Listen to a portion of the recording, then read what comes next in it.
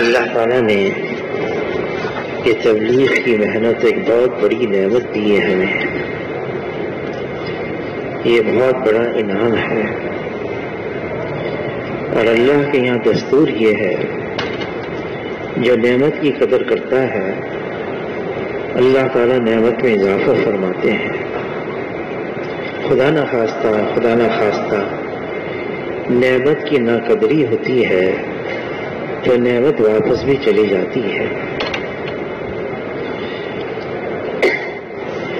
بلکہ شیخ الحدیث مولانا زکریا صاحب رحمۃ اللہ نے لکھا ہے، صرف دین کا جذبہ، کسی کے اندر دین کا جذبہ پیدا ہو جائے، فرمایا یہ دین کا جذبہ ایک مہمان ہوتا ہے، جو مہمان کی روزانہ مہمانی کرتا ہے یہ مہمان ٹھہر جاتا ہے، اور اگر مہمانی میں کمی آ جاتی ہے تو مہمان ناراض ہو کے چلا بھی جاتا ہے۔ یہ تبلیغ کا کام اللہ کی طرف سے ہم پر بہت بڑا انعام ہے۔ اس کی قدردانی کیا ہے؟ اس تبلیغ کے کام کے جتنے تقاضے ہیں جو وقتاً فوقتاً آتے رہتے ہیں، آدمی ان پر قربانی کے ساتھ چلتا رہے اور ان تقاضوں کو پورا کرتا رہے۔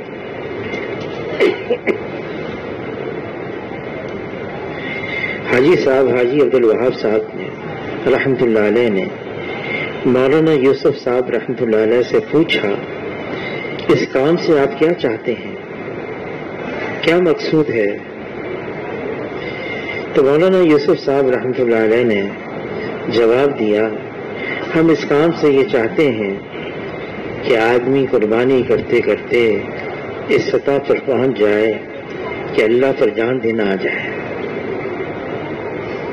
تو حاجی صاحب فرمانے لگے کہ میں تو بزدل آدمی ہوں، میں اللہ پر کیسے جان دوں گا؟ تو مولانا یوسف صاحب رحمۃ اللہ نے فرمایا کہ اس بات کو سمجھو کہ اللہ پر جان دینے کا کیا مطلب ہے۔ اللہ پر جان دینے کا مطلب یہ ہے کہ دین کے تقاضے ہیں، پھر اپنی ذات کے بھی تقاضے ہیں، گھر والوں کے بھی تقاضے ہیں، اپنے کاروبار کے بھی تقاضے ہیں۔ جب دین کا تقاضا اس کے مقابلے میں اپنی ذات کے تقاضے یا کاروبار کے گھر والوں کے تقاضے آ جائیں اس دین کے تقاضے کے مقابلے میں، تو دین کے تقاضے کو مقدم کیا جائے اور اپنی ذات کے گھر والوں کے تقاضوں کو پیچھے کیا جائے کہ یہ اللہ پر جان دینا ہے۔ اس پر حاجی صاحب فرمانے کا یہ تو میں کر لوں گا، یہ تو میں کر لوں گا۔ اب یہ تقاضا آیا ہے، پرانوں کے جوڑ کا تقاضا ہے، یکم کی شام سے انشاءاللہ یہ جوڑ رائے شروع ہوگا اور انشاءاللہ 6 تاریخ کو اتوار کی صبح کو دعا ہو جائے گی۔ ظاہر ہے ہمارے اور بھی تقاضے ہیں، ضروریات ہیں، کام ہیں۔ مولانا یوسف صاحب رحمۃ اللہ علیہ فرمانے لگے، انتظامی چلوں سے فائدہ ضرور ہوگا، ثواب بھی ملے گا، لیکن وہ تو قربانی کے چلوں سے باطل کی جڑیں کھوکھلی ہو جائیں گی جب ہم قربانی پر آئیں گے۔ اور یہ واقعی قربانی ہے، ہم نے اپنے ساری ترتیب بنائی بھی ہے، کاروبار بھی ہے، نقشے بھی ہیں، چیزیں بھی ہیں، گھر بار بھی ہے، اور پھر ایک دین کا تقاضا آ گیا۔ اور یہ تقاضا ایسا ہے، یہ 5 دن کا جوڑ پہلے زمانے میں 10 دن کا ہوتا تھا، 10 دن کے لیے جانا ہوتا تھا، اور اس 10 دن کی پرانوں کے جوڑ میں پھر 5 دن کی تشکیل بھی ہوتی تھی، وہ تو پھر کم کرتے کرتے 5 دن کا ہو گیا یہ پرانوں کا جوڑ۔ یہ جانا کیوں ضروری ہے؟ اس وقت رائے کے منبر سے کیا باتیں چل رہی ہیں، سارے کے سارے ہم اس پر کیسے آ جائیں؟ حاجی صاحب حاجی عبدالوہاب صاحب فرمانے لگے، ایک وقت ایسا تھا کہ چند شہروں کے اندر کام بھرپور تھا پاکستان کے. انہوں نے مثال دی پشاور ہے، لاہور ہے، پنڈی ہے، کراچی ہے، لیکن سب اپنے اپنے طور سے کام کر رہے تھے. تو حاجی صاحب نے سارے جتنے ذمہ دار تھے ان کو جمع کیا اور جمع کر کے فرمانے لگے پورے ملک کا کام ایک انداز میں کیسے ہو، یہ سوچو. سب نے اپنا سر جوڑ کے سوچنا شروع کیا. اس بات پر آئے ایک جماعت چلائی جائے، اور ایسی جماعت چلائی جائے جو پیدل ہو. پھر تمام ملک والے گاہے گاہے اس پیدل جماعت کی نصرت کرتے رہیں. جب ایسا ہوگا تو انشاءاللہ پورے ملک کا کام ایک انداز میں چلتا رہے گا. چنانچہ ایک جماعت بنائی، اور شروع میں یہ جماعت 4 مہینے کی تھی، پیدل جماعت تھی. اس نے چلنا شروع کیا، پھر آخر میں اس کو حج کی جماعت بنا دی 1.5 سال کی، اور پورے ملک سے اس کی جماعت کی نصرت کرتے رہے. حاجی صاحب فرمانے لگے اس پیدل جماعت کی نصرت کی برکت سے جو سارے ملک سے نصرت ہو رہی تھی، سارے ملک کا کام ایک انداز میں ہو گیا. دنیا بھر کے اندر جتنا تبلیغ کا کام ہے سب ایک انداز کا ہو، ایک نہج کا ہو، ایک ترتیب کا ہو. یہ اس لیے ضروری ہے کہ مولانا یوسف صاحب رحمۃ اللہ علیہ نے فرمایا جو نظام الدین آتے رہتے ہیں، جو نظام الدین آتے رہتے ہیں ان پر تو ہمیں اعتماد ہے، اور جو یہاں نہیں آتے تو پھر وہ کام تو کر رہے ہیں لیکن اپنا کر رہے ہیں. اب رائے کے اندر اس وقت جو کام ہو رہا ہے، جس انداز سے آواز لگائی جا رہی ہے، ممبر سے جو بات چل رہی ہے، اگر ہمارا وہاں جانا نہیں ہوگا، اصل میں ایک دفعہ نہیں بار بار جانا ہوگا، بار بار جاتے رہیں گے تو ہم اس رائے کی ترتیب کے کام سے کے ساتھ ساتھ چلتے رہیں گے. ورنہ کیا ہے، ایسا نہ ہو ہم اپنے انداز کا کام کر رہے ہوں، اپنی ترتیب کا کام کر رہے ہوں. پھر اسے نقصان ہے. نقصان کیا ہے؟ امت کی جو اجتماعیت ہے، امت کا اکٹھا ہونا ہے. اس کام کے اندر جو سارے اکٹھے ہیں ایسا نہ ہو الگ الگ ہو جائیں. اکٹھا رہنا بہت ضروری ہے. یہ جو ستارے رات کو چمکتے ہیں ان کے اندر روشنی ہے، چمک ہے. بعض اوقات ان ستاروں سے ٹکڑے ٹوٹ جاتے ہیں اور یہاں زمین پر بھی آ جاتے ہیں، اور انگریزی میں ان کو میٹیورائٹس کہتے ہیں. پھر یہ جو ٹکڑے چاند، یہ ستارے کے ٹکڑے زمین پر آئے ہوئے ہیں، ان کو عجائب گھر میں رکھا ہوا ہے. اگر کوئی عجائب گھر میں ستاروں کے ٹکڑوں کو جا کر دیکھے تو یہ مٹی کے ذرات ہیں، کنکریاں ہیں، کچھ پتھر ہیں، اور ان میں کوئی چمک نہیں ہے. کیا ہوا؟ یہ ستاروں سے ٹوٹے، زمین پر آئے اور یہ صرف راکھ بن گئے، مٹی بن گئے، کنکری بن گئے، پتھر بن گئے. ان میں کوئی چمک نہیں. جڑے ہوئے ہیں تو ان کے اندر چمک ہے. اگر ہم رائے کے ممبر سے جڑے رہیں گے اور جو بات چل رہی ہے اس کے مطابق کرتے رہیں گے تو واقعی ہمارے اندر بھی چمک ہوگی، ورنہ ہماری چمک بھی ختم ہو جائے گی. مولانا یوسف صاحب رحمۃ اللہ علیہ میں واقعوں سے فرمانے لگے میں جو کچھ ہوں اس 4 دیواری کی وجہ سے ہوں. اگر میں ان 4 دیواری سے باہر آ گیا پھر میں وہ نہیں ہوں جو اس وقت ہوں. یہ 4 دیواری یہ ماحول ہے، رائے کا ماحول، اس میں بار بار جانا ہے ہمیں. اور خاص طور سے قرآنوں کے جوڑ کے اندر بہت ساری باتیں سامنے آتی ہیں کہ مستورات کی ترتیب ہے. پھر ہمیں مقامی کام ہے، پھر اللہ کے راستے میں نکلنے کے اندر ہمیں کیا کرنا ہے، پھر مراکز ہیں علاقوں کے اندر، پھر شورا ہے. ان سب کے ساتھ کیسے چلنا ہے، کیا کرنا ہے، کیا ترتیب بنانی ہے.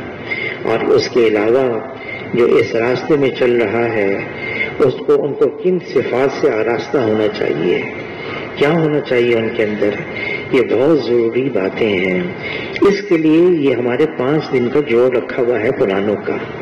اور یہ تو کچھ زمانے سے بیماری پھیل گئی تو کچھ 1 سال 2 سال سے جو ہے وہ ترتیبی اس میں خلل آ گیا، اس میں جو ہے وہ ایک رخنا سا پڑ گیا. اب الحمدللہ یہ جوڑ ہو رہا ہے، اور ممبر پر جہاں رائن کا اجتماع جو ممبر ہے وہاں سے یہ جوڑ ہوگا. اور پہلے تو پچھلے سال میں کہیں اور ہوا تھا، محدود انداز سے ہوا تھا. اب تو کھلے عام یہ آواز لگائی جا رہی، سارے 3 چلے والے اس جوڑ میں آنے کی فکر کریں اور پہنچیں، اور شروع سے لے کر آخر تک 5 دن کا تو ہے. اور اس میں انشاءاللہ ہم جائیں گے، ساری باتیں ہمارے سامنے آئیں گی. پھر اس نکلنے سے اور وہاں پہنچنے سے، اس ماحول میں رہنے سے ہمارے اندر بھی وہ ساری استعداد پیدا ہوگی. اللہ تعالیٰ وہ قوت ہمارے اندر پیدا کریں گے کہ ہم اس اجتماعی کام کے ساتھ ساتھ چلتے رہیں. مولانا سعید خان صاحب رحمۃ اللہ علیہ فرمانے لگے، کام کی ایک رفتار ہے، یہ کام ایک رفتار سے چل رہا ہے. اگر ہم اس رفتار سے اس کام کے ساتھ نہ چلتے رہے، کام آگے نکل جائے گا اور ہم پیچھے رہ جائیں گے. مولانا یوسف صاحب رحمۃ اللہ علیہ ان سے اجازت لے کر کچھ احباب نظام الدین سے اپنے کام سے گئے. کچھ دنوں کے بعد واپس آئے، مشورے میں بیٹھے تھے، کچھ کہنا چاہتے تھے مشورے میں. تو مولانا یوسف صاحب رحمۃ اللہ فرمائیں کہ دیکھو خاموشی سے اب سنتے رہو، کہ تم 3 دن کہیں اور کام کے لیے چلے گئے تھے، اس 3 دن میں کام کہاں سے کہاں پہنچ گیا. اب تم اندازہ لگاؤ، بیٹھو، خاموشی سے سنو، اور کام کی سطح کیا ہے اس وقت وہ سمجھنے کے بعد پھر مشورہ دینا. کیا ہے کام کی ایک رفتار ہے، اگر ہم اس رفتار کے ساتھ نہیں چلیں گے ہم تو پیچھے رہ جائیں گے. پھر کیا ہے کام میں کیا کرنا ہے، وہ پھر ہمیں اس میں وقت لگے گا. اس کی گزارش یہ ہے، یہ اپنی غرض اور اپنی ضرورت سمجھتے ہوئے کہ میری ضرورت ہے اس پرانوں کے جوڑ میں جانا اور پورے وقت کے لیے جانا، اور جو ترتیب ہے اس وقت اس کے مطابق وہاں پر وقت گزارنا. تو اس لیے آپ حضرات فرمائیں، آپ حضرات سارے کے سارے جتنے پرانے ہیں، 3 چلے لگائے ہوئے ہیں، سال لگائے علماء حضرات ہیں، آپ سب کے سب جا رہے کہ نہیں جا رہے؟ اور اگر کوئی بہت ہی اشد ضرورت ہے، کوئی تقاضا ہے، تو اس کے باوجود ہم کوشش کریں کہ ہم پہنچیں. کوئی بہت اشد ایسا عذر آ گیا تو دوسری بات ہے، ورنہ پہنچنے کی تو ہم سب کوشش کریں. پھر اس دفعہ ہمارے اس پرانے کے جوڑ میں یہ بات بھی آئی ہے کہ ہم جو حلقے وار ہم بیٹھیں گے ان حلقوں کے اندر مسجد وار بیٹھیں گے، مسجد کی جماعت کے ساتھ ہم بیٹھیں. پھر پورے اجتماع گاہ میں یہ بات آ گئی کہ ہم کوئی سلنڈر، کوئی چولہا، کوئی لکڑی جلانے کی وہاں پر اجازت نہیں ہے. وہاں پر کھانے کا الگ انتظام کیا گیا ہے اور بہترین انتظام کیا گیا ہے، اور ہم معلوم کریں کہ اس کے مطابق ہم کیسے. یہ ہے ہم اپنے برتن اپنے ساتھ لے کے جائیں.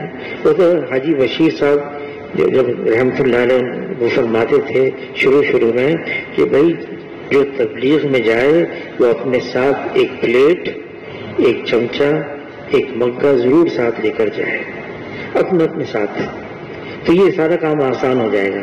کینٹین میں بھی وہاں اب بیٹھ کر کھانے کی اجازت نہیں ہے. وہ تو کھانا دیں گے، کھانا آ کے اپنے جہاں ہمارا ہم بیٹھے ہوئے قیام ہے اجتماع گاہ میں وہاں پر ہم بیٹھ کے کھا لیں گے وہاں پر. لیکن اجتماعی اوقات کے دوران تو ہم پوری متوجہ یکسوئی کے ساتھ، دل جمی کے ساتھ جو بات چل رہی ہے اس کو ہم سنتے رہیں گے توجہ کے ساتھ. پھر اس کے بعد ہمیں اللہ سے یہ مانگنا بھی ہوگا، اے اللہ اس پرانوں کے جوڑ کو انتہائی طور سے قبول فرما دے. حاجی صاحب، حاجی عبدالوہاب صاحب پرانوں کا جوڑ تھا. تو فجر کے بیان کے لیے تشریف لائے، فرمانے لگے میں ساری رات اللہ سے مانگتا رہا. اس وقت یہ جوڑ جو ہے وہ راوین مرکز میں ہوتا تھا. راوین مرکز بھی چھوٹا سا تھا. اس وقت اتنا لمبی چوڑی جو عمارت ہے، مسجدیں ہیں، تعمیرات ہیں، ایسا نہیں تھا. چھوٹی سی مسجد تھی، جوڑ وہیں تھا پرانوں کا. تو حاجی صاحب فرمانے لگے میں ساری رات اللہ سے مانگتا رہا، اے اللہ جو مجمع ہے اس کو قبول فرما دے. ساری رات مانگتا رہا. پھر مجھے خیال آیا یہ مجمع بھی اپنے آپ کو اللہ کے یہاں قبول کروانا چاہتا ہے یا نہیں چاہتا ہے. اس لیے میں نے یہ طے کر لیا کہ بیان شروع ہونے سے پہلے میں آپ سے پوچھوں گا سارے مجمع سے، آپ لوگ بھی چاہتے ہیں اللہ آپ کو قبول کر لے؟ تو وہ مجمع نے کہا ہم بھی چاہتے ہیں قبول، اپنے آپ کو قبول کروانا۔ بنگلہ دیش کے اندر جماعت گئی ہماری، تو وہاں ایک ساتھی تھے، وہاں پر انہوں نے پاکستانی تھے، فیکٹری کھولی ہوئی تھی، فیکٹری لگائی ہوئی تھی، ان کے پاس گئے کہ جماعت ہے آپ ارادہ کریں چلیں، تو کہنے لگے اپنی فیکٹری کی طرف اشارہ کر کے کیا کروں میں آپ کے ساتھ ضرور چلتا ہوں لیکن یہ مصیبت میرے گلے لگی ہوئی ہے۔ تو ساتھی ہوتے ہیں ذرا ہوشیار قسم کے، تو کہنے لگے ابھی دعا مانگتے ہیں اللہ آپ کی اس مصیبت کو آپ کے گلے سے دور کر دے۔ تو کہنے نہیں ایسی دعا نہیں مانگنا، کیا ہے ہم مصیبت بھی کہہ رہے ہیں ساری چیزیں ہیں، تو کیا واقعی ہم چاہتے ہیں کہ اللہ ہمیں قبول کر لے؟ تو اس کے لیے تو زیادہ پھر قربانی دینی ہوگی، لیکن یہ قربانی سے ہمیں گھبرانا نہیں چاہیے۔ یہ اللہ کی طرف سے جتنے آزمائشیں آتی ہیں، جتنی آزمائشیں آتی ہیں، یہ ہمارے ایمان کی ترقی کے لیے آتی ہیں۔ حدیث پاک کا مفہوم ہے کہ بعض اوقات آدمی پر اتنی آزمائشیں آتی ہیں، اس کو اتنی مشقت، اتنا مجاہدہ، اتنی قربانی دینی ہوتی ہے، وہ زمین پر چل رہا ہوتا ہے اور اس کے اوپر ایک گناہ بھی نہیں ہوتا ان آزمائشوں کی وجہ سے۔ حاجی صاحب، حاجی عبدالوہاب صاحب تو یوں فرمانے لگے کہ رومال ہے اور بھول گئے کہیں رکھ کر، اب اس کو تلاش کر رہے ہیں، پریشان ہیں۔ جتنی دیر اس کو تلاش کرنے میں پریشانی آ رہی ہے اتنی دیر اس کے گناہ معاف ہوتے چلے جا رہے ہیں، یہ حاجی صاحب فرمانے لگے۔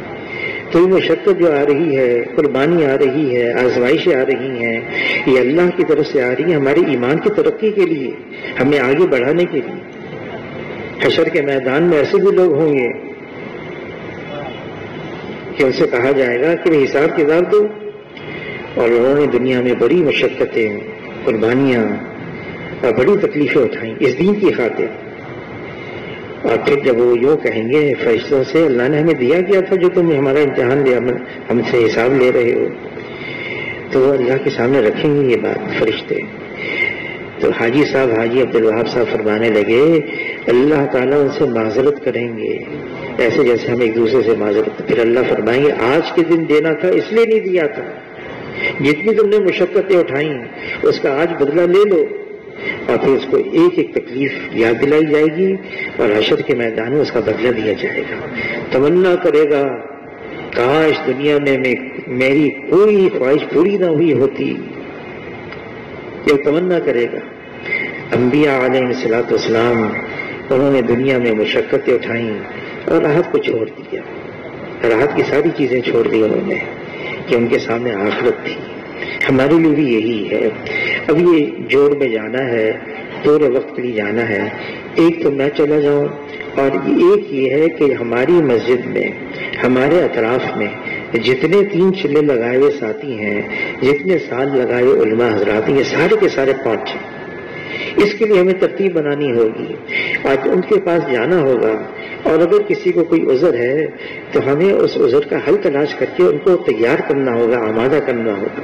بعض اوقات بہت معمولی سا عذر ہوتا ہے، یا ایسا عذر ہوتا ہے کہ اس کا حل اس کے سامنے نہیں ہوتا، اور ہم اس کے سامنے وہ حل پیش کرتے ہیں اور تیار ہو جاتا ہے، چلا جاتا ہے۔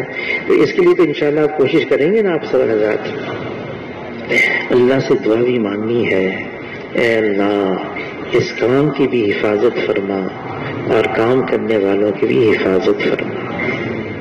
فتنے فساد کا دور ہے، حضور صلی اللہ علیہ وسلم نے خبر دی کہ زمانہ آ رہا ہے، اتنے فتنے آئیں گے، اتنی آزمائشیں آئیں گی، اور ایسے فتنے آئیں گے جیسے تسبیح اس کا تاغا ٹوٹتا ہے اور اس کے دانے ایک کے پیچھے ایک گرنا شروع ہو جاتے ہیں، ایسے آزمائشیں آئیں گی، اور جو آزمائش پہلے کے مقابلے نہیں آئے گی وہ پہلے کے مقابلے میں زیادہ شدت والی ہوگی۔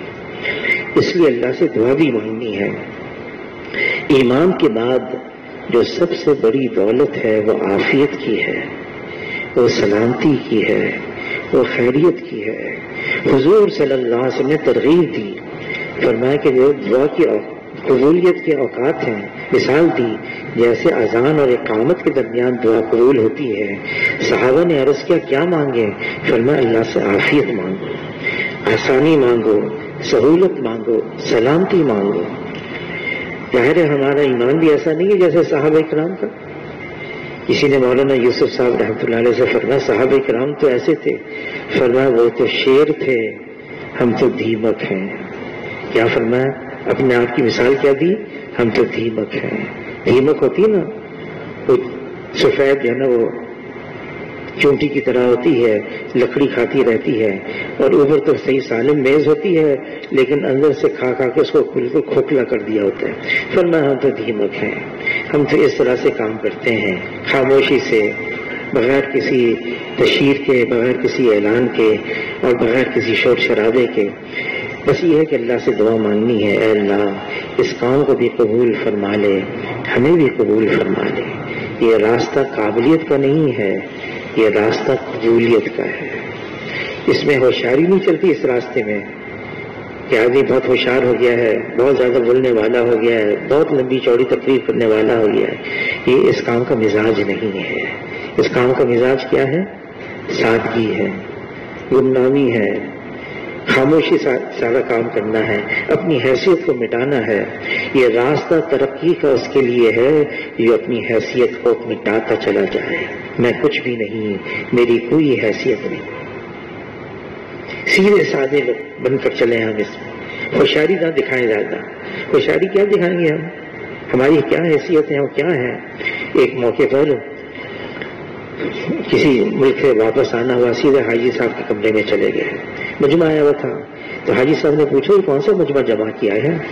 تو اس کی حضرت یہ وہ سارے ملک کے جتنے شورا والے ہیں سب کو جمع کیا ہے، ان سے بات کریں گے. تو حاجی صاحب بیمار تھے.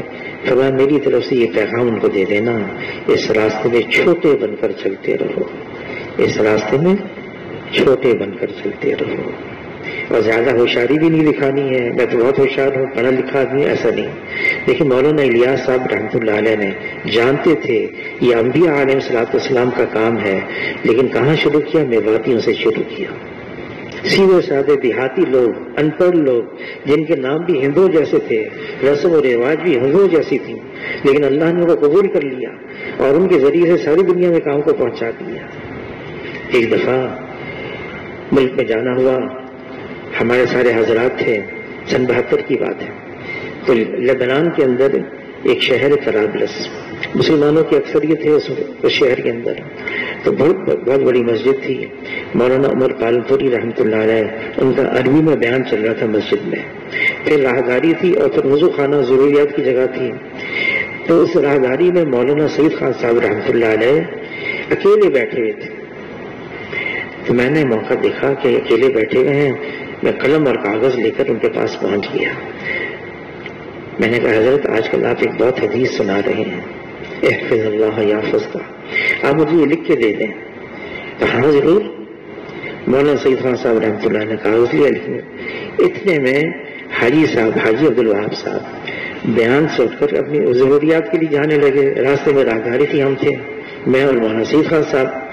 ہمیں دیکھتے ہی ارے اجتماعی عمل ہو رہا ہے، تو لوگ یہاں کیا کر رہے ہیں؟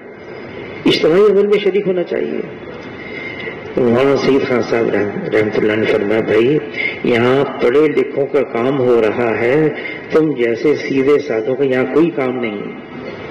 تو حاجی صاحب فرمانے لگے جنت میں تو سیدھے سادے زیادہ جائیں گے، جنت میں تو سیدھے سادے زیادہ جائیں گے. ہماری کیا حیثیت ہے؟ کچھ نہیں. میں نے 4 مہینے لگا لیے، خدا نہ خواستہ تو ذہن میں بات آ گئی میں تو روزانہ والوں میں سے ہوں، میں تو شورا والوں میں سے ہوں. کیا ہے ہماری کیا حیثیت ہے؟ منہا خلقناکم، ہم تو مٹی سے ہیں، مٹی میں جائیں گے اور مٹی سے اٹھائے جائیں گے. ہماری کوئی حیثیت نہیں ہے، لیکن جانا ضرور ہے اس جوڑ کے اندر. یہ آپ سب نے نیت کری، میں خود بھی جانا ہے اور جتنے 3 چندے لگائے والے ساتھی ہیں، علماء حضرات ہیں، سال لگائے ان کو بھی لے کے جانا ہے. انشاءاللہ ایسا کریں گے نا. تو کب جانا ہے، کب پہنچنا ہے؟